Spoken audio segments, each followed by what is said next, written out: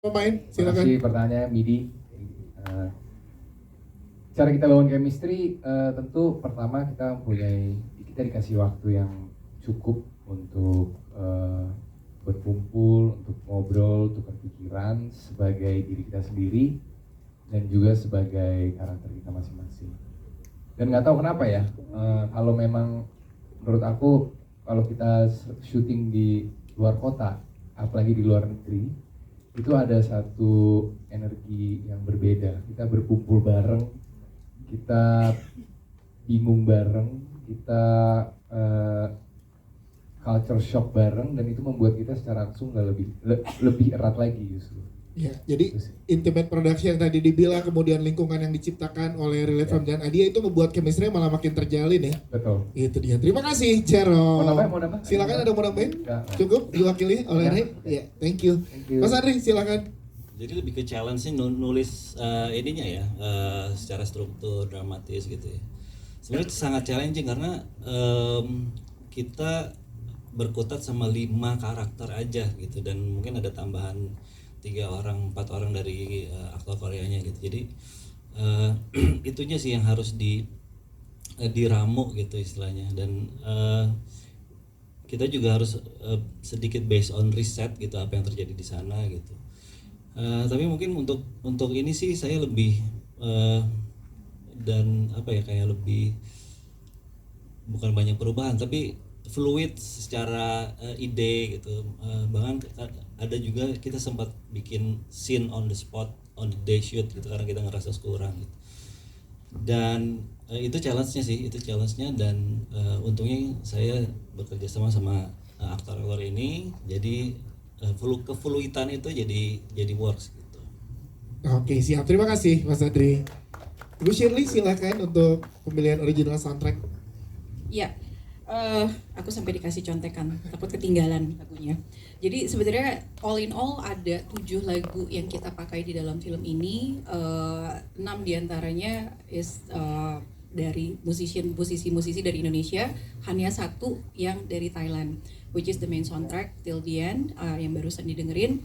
Sisanya itu sebenarnya ada Chaos and Order dari Scalar, Random Brothers contribute 2 lagu di dalam sini, ada Caldera juga 2 lagu, dan 1 lagi dari Rapadap.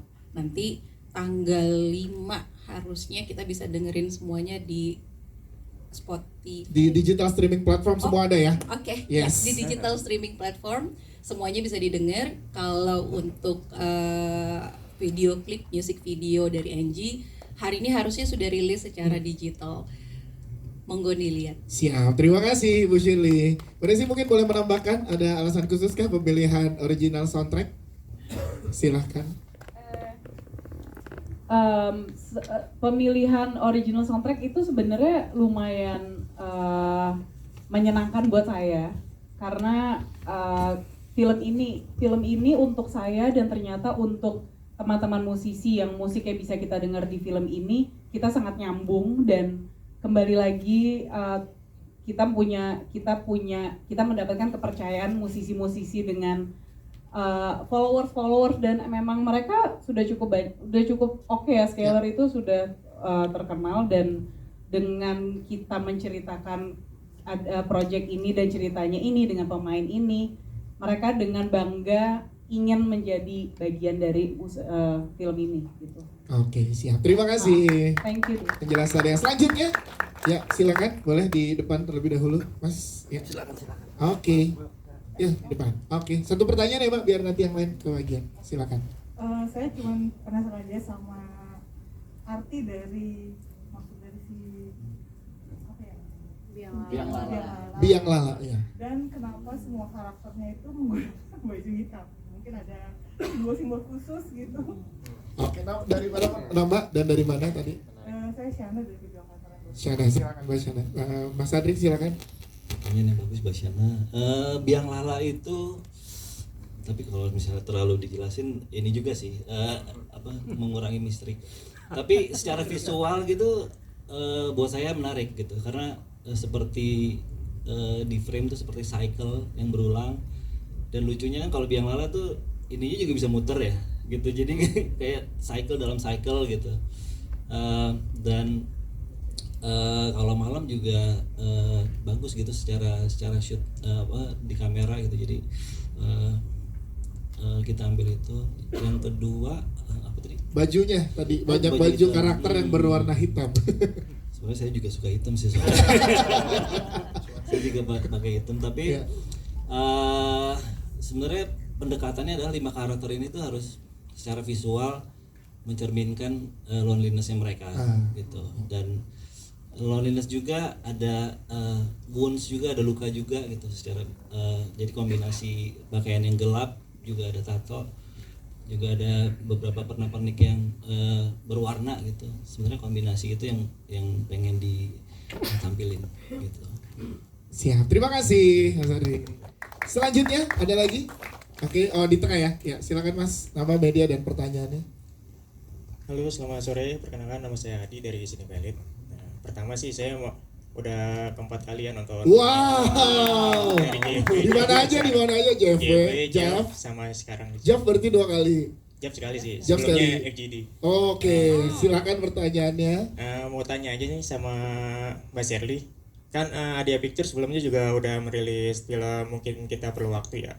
Ya, sebelumnya saya juga nonton di Jav. Nah, mungkin ada apa namanya? Ada alasan khusus ya kenapa berdekatan tanggal tayang dengan Sampai Jumpa Selamat Tinggal. Lalu mau tanya sama Lutesa sih. Ya, silakan. Karena karakter favorit saya di film ini. Bawa paspor. Mau tanya aja kan, Ya. pendalaman karakternya kan kayak dialognya itu datar banget ya. Nah mungkin kayak misalnya riset atau apa gitu berapa lama sih untuk menjadi karakter apanya itu sendiri. Oke, terima kasih. Siap, terima kasih. Silakan Ibu Shirley, ada alasan khusus kah berdekatan karya-karya dari Adia Pictures? Enggak sih sebenarnya, ini kebetulan aja. Maksudnya secara jeda waktu tidak terlalu panjang, tapi we're very happy we got this perfect date. Dan senang banget karena I think the momentum is right sekarang. Penonton Indonesia lagi balik lagi setelah kemarin liburan dikit ya kayaknya. Jadi we hope ini adalah Sampai Jumpa di bioskop. Oke, terima kasih Ibu Shirley. Lutesya, silakan boleh dijawab. Terima kasih Mas Adi pertanyaannya. Untuk karakter Fanya, kayaknya aku udah jelasin sih tadi kenapa aku memilih agar cara bertutur aku tuh lebih pelan. Soalnya ya seperti yang kita tahu kalau misalnya yang preman atau gimana tuh cara bertuturnya kan kadang-kadang cepat gitu kayak orang rap gitu.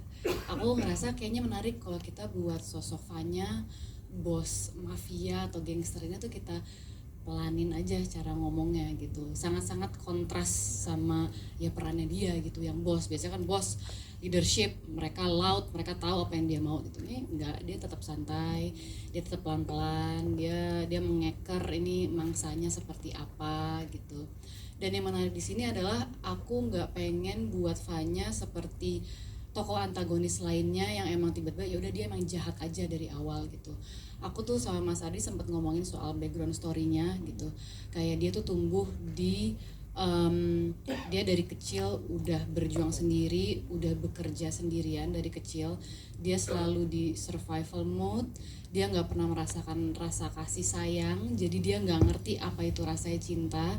Makanya pas dia dewasa, hubungan dia tuh bener-bener transaksional, bener-bener beneficial. Kalau misalnya lo ada gunanya buat gue, ya udah lo gue keep. Tapi kalau misalnya lo nggak ada gunanya, ya udah bye aja gitu, selamat tinggal. Gitu sih kalau Fanya. Oke, siap. Tepuk tangan buat Lutesya, terima kasih. Dan buat teman-teman media yang langsung bertanya di dalam press con ini, nanti akan ada kesempatan untuk doorstop interview untuk jajaran cast dan filmmaker. Namun terakhir kita minta perwakilan dari